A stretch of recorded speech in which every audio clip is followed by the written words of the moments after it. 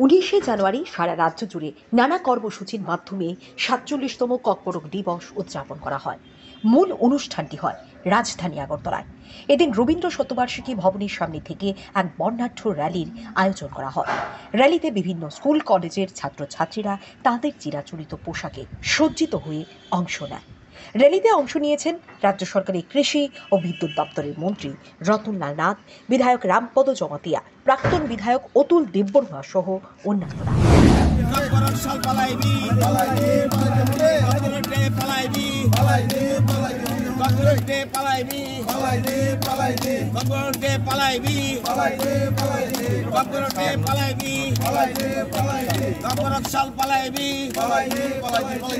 সবাই বলতে হবে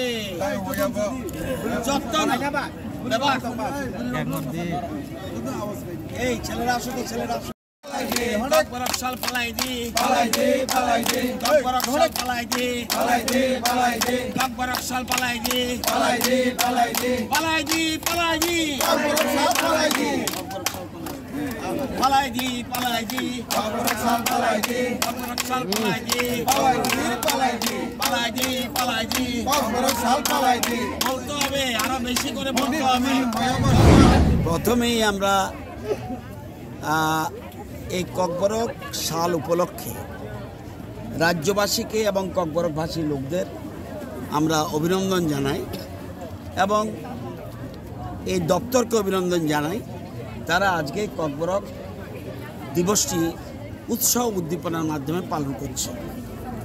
আমরা জানেন এই ৪৭ সাল ধরে আজকে ৪৭তম আমরা ককবরক দিবস পালন করছি। এটা অত্যন্ত গুরুত্বপূর্ণ। মনে রাখবেন, একটা ভাষা, মাতৃভাষা যদি হারিয়ে যায়, একটা সমাজ হারিয়ে যায়। মাতৃভাষার মাধ্যমে আপনাকে যতটা আপনি এক্সপোজ করতে পারবেন, আর কোনো ভাষার মাধ্যমে এটা সম্ভব নয়।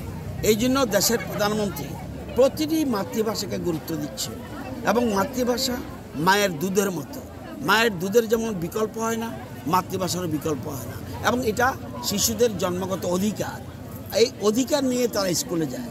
এই জন্য আমাদের বর্তমান সরকার, রাজ্য সরকার, আমরা প্রাইমারি থেকে শুরু করে ইউনিভার্সিটি পর্যন্ত আমরা ককবরক ভাষার একটা বিষয় হিসেবে আমরা চালু করেছি। আপনারা জানেন ইউনিভার্সিটিতে ককবরক ডিপার্টমেন্ট একটা আছে এবং সেখানে পিএইচডি কোর্স পর্যন্ত হচ্ছে এবং কলেজে আমাদের সময়ে এই সরকার, রাজ্য সরকারের সময় আমরা 18টা পোস্ট প্রফেসরের নিয়োগ করেছি। 22টা পোস্ট ছিল এবং এসসিদের জন্য 4টা রিজার্ভ ছিল। তাহলে কি ককবরক ভাষা শুধু ককবরকবাসীর জন্য নয়, রাজ্যবাসীদের জন্য এই যে এসসি রিজার্ভ, এই যে ইচ্ছা করলে 4 জন এসসি লোকও ককবরক সাবজেক্ট নিয়ে প্রফেসরে আসতে পারত। সুতরাং এই ভাষার আমরা প্রচার প্রসার, এটা আমরা বিকাশ, এটা আমরা চাই। এবং আপনারা জানেন ককবরক ভাষার পিজিটি টিচার আমরা নিয়োগ করেছি, পিজিটি টিচার।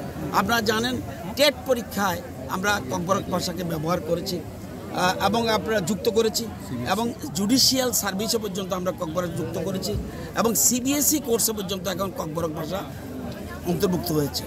শুধুমাত্র ককবরক নয়, যে কোনো ভাষা, পৃথিবীতে বহু ভাষা রয়েছে, সব ভাষার বিকাশের প্রয়োজন, কারণ নতুবা ওই সমাজটা হারিয়ে যাবে। এই জন্য আমরা জানেন আজকে দীর্ঘ বছর এই ককবরক ভাষার একটা সময় গেছে, দীর্ঘ বছর ধরে ককবরক ভাষাকে সঠিকভাবে লালন পালন করা হয়নি এবং রিগনাই হয়ে গেছে পাঁচরা, রিগনাই হয়ে গেছে পাঁচরা, বেরমা হয়ে গেছে শীতল। এগুলি বুঝতে হবে। আজকে এই যে জিনিসগুলি অত্যন্ত গুরুত্বপূর্ণ, প্রতিটি ভাষার বিকাশ দরকার এবং আজকে আমরা এই দিনটি পালন করছি এবং আগামী দিনে এবং আমরা লার্নিং কোর্স শুরু করে দিয়েছি।